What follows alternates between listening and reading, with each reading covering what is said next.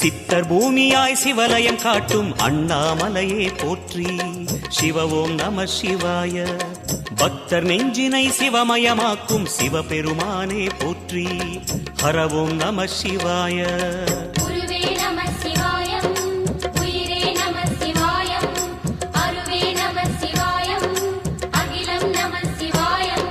நம சிவாய நம சிவாய ஓம் நம சிவாய. நம சிவாய நம சிவாய ஓம் நம சிவாய.